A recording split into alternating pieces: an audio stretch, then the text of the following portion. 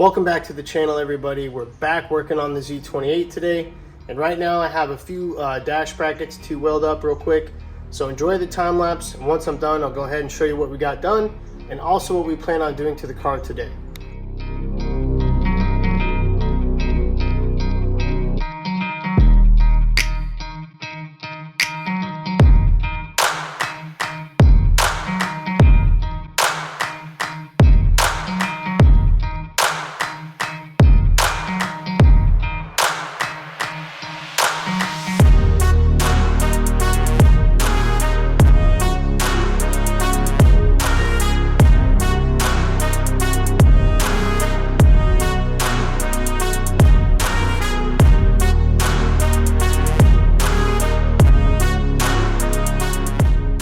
Now that we got the dash out, these are the little bars I came up with, and there's just some flat stock with the riv nut installed, and you know, not my best welds, but definitely not the worst.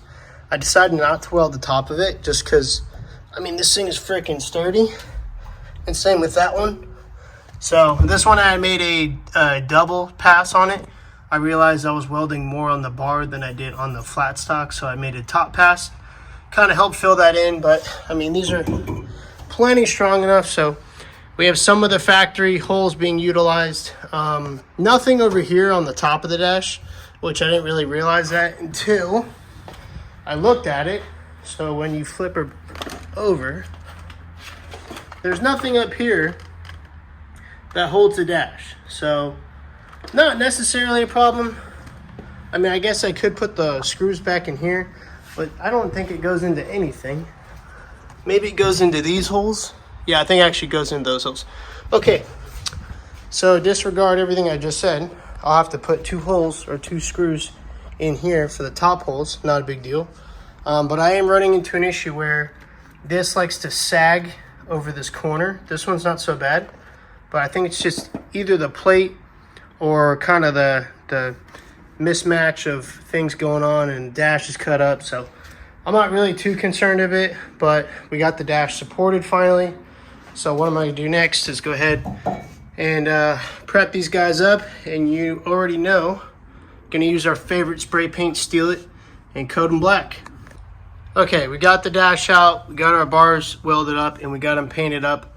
So that is done. Our dash is nice and properly supported. Oh, one thing I did not show you guys is I got the backs of the seats supported with some 1-inch bar and some 1/8-inch plate that I bent up, and I made them kind of wide. I wanted to spread the load, obviously, instead of just having one little bar right in your neck area. So hopefully this is wide enough, and it is very sturdy with the seats installed.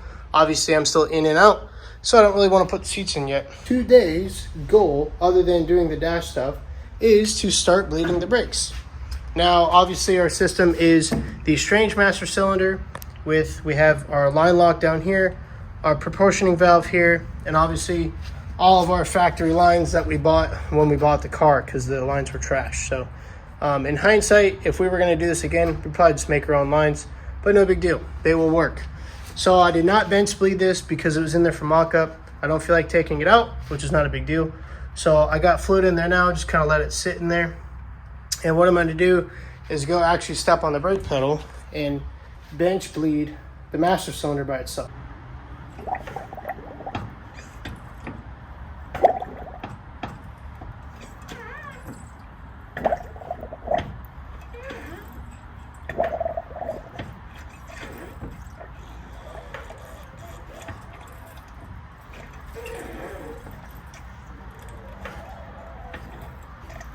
Oh, we're getting a brake pedal now.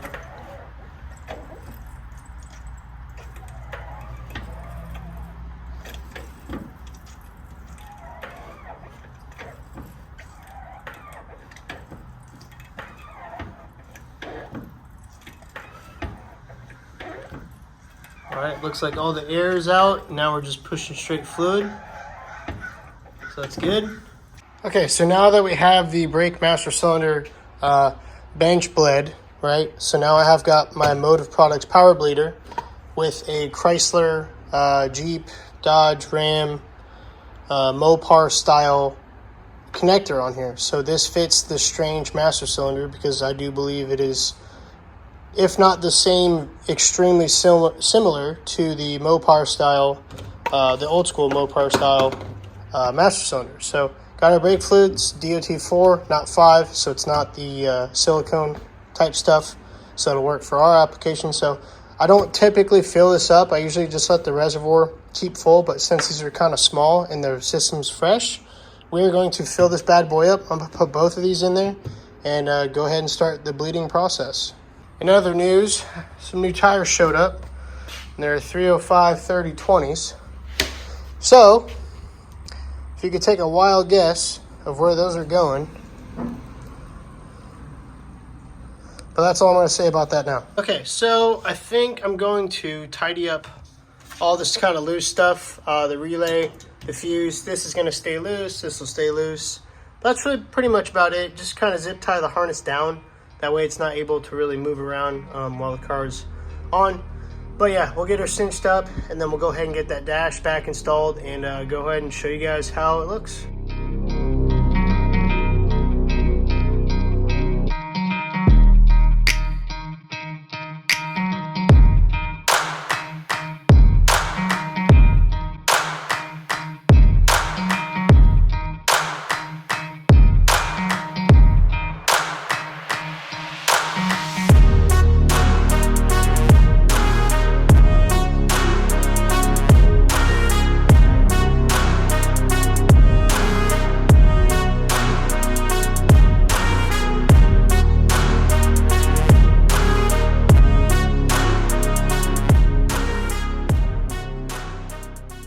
So there you have it. Dash is installed. We got our little brackets in there, nice and tight.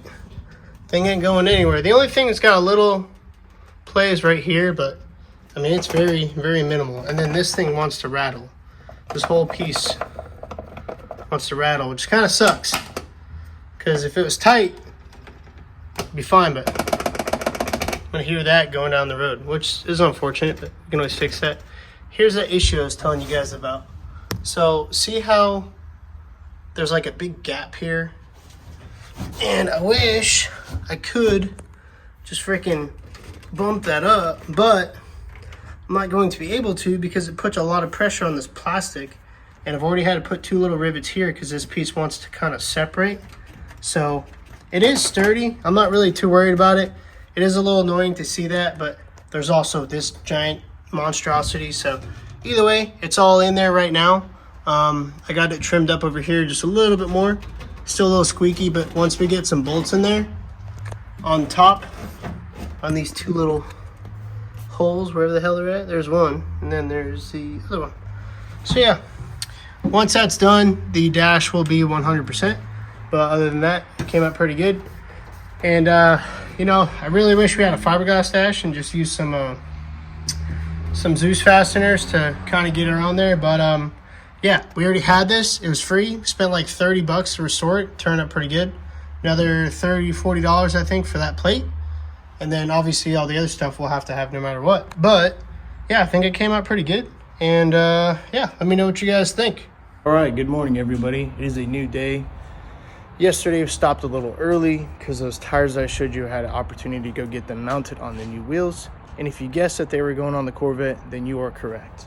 So here's our new setup on the Corvette. There are some Vossen wheels with some Nitto NT 555 G2s. We got a 275 3019 up front. And we got a 305 3020 in the back. So yes, we did go up in a rim size. So this is definitely an aesthetic look. They sit nice and flush. I also lowered the car on the stock bolts. Give you guys a side view. As you can kind of tell, it's a little bit lower in the front. Well, it's lower all around, but I think the front and the back now, they kind of match each other more than what they did. So extremely happy with how they came out. They look extremely well. Had to clean them up quite a bit, but not a big deal. They came out looking pretty damn good for how old they are. So yeah, that's the quick update on the Corvette. Before we get back to the Camaro, I do want to get you guys' opinion real quick on what we should do with the Corvette. Now I'm talking performance-wise, LSA supercharger, rear mount turbo kit, or the turbo kit that goes in the fenders, the twin turbo kit. So there's a few things we could do. We could just straight go to an LS7 or a 427 or some type of built block and just have a nasty NA motor in this thing. So I'm not exactly sure what I want to do. Obviously having a built NA block like an LS7 or even a 6.2 would be the easiest. LSA supercharger would probably be the second easiest. And then the turbo kit would probably have the most fabrication and most work. But those are obviously some ideas that we can have. And I want to get you guys' opinion and what you would like to see on the Corvette next. That would help kind of just steer us in the right direction. It might not happen for a little while just because we need to get the Camaro done, and that's our main priority at this time. But yeah, just comment down below what you want to see. LSA supercharger, twin turbo kit, or a built NA block. All right, so back on the Camaro. We got the master cylinder bench blade, like I showed you guys that yesterday. Now we did it on the car, and off camera, I actually took off these lines, and I did re-bleed the master cylinder just to make sure there was no air in it. So now what I need to do, I got the car jacked up, need to go ahead and take all the wheels off and show you guys why I have to take the wheels off to bleed the brakes. Okay, so we have our Wilwood 4-piston brakes up front. Now, as you can see on this side, there's 2 bleeders, and then there's also 2 bleeders on the other side. So I've already bled the system. I bled the bottom ones with the wheels on just to get fluid to them. So now what I need to do, is bleed the upper 2, because obviously when you bleed brakes, you want to bleed all the way to the top to get all the air out. So I need to bleed the uppers on here. And then same thing with our strange brakes on our 9-inch. It's the same deal. So we have two bleeders up top and then 2 bleeders on the bottom. So I've already done the bottom one. So now what we need to do is go ahead and do the uppers. So that will force out all the air in the system and we should be good to go.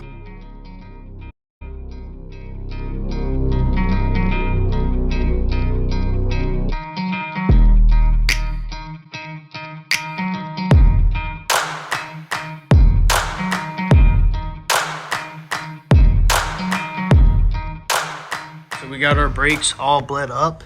I'll go ahead and try to demonstrate for you. Pushing on the pedal one time, right? It gets hard. So we have brake pressure.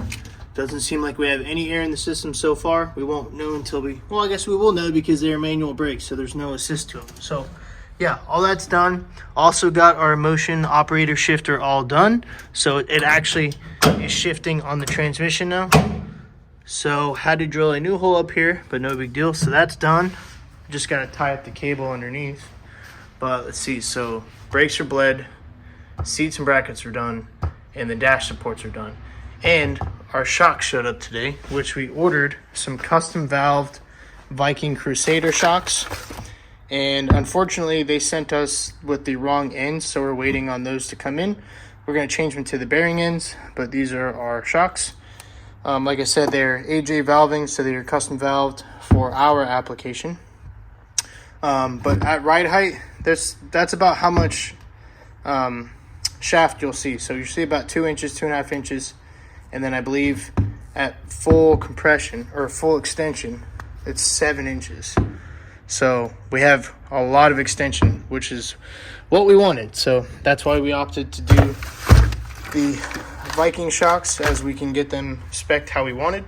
Yes, we can get more expensive shocks as we wanted, but right now those were the cheaper options. They seem to be working very well with a lot of guys running leaf springs. So until we upgrade in the future or change the front suspension style, we'll probably change all of the suspension until we find the limiting factor of the car. But in the meantime, those will work. Like I said, I can't get those installed until they ship us bearings, but that'll be another day. But yeah, we got a lot of work done today. Got the brakes bled, which is a huge milestone. That is going to wrap up today's video, you guys. We got the brakes done, we got our seats installed, and the dash is fully supported. So like always, thank you so much for watching, and thank you so much for subscribing. We will see you in the next episode.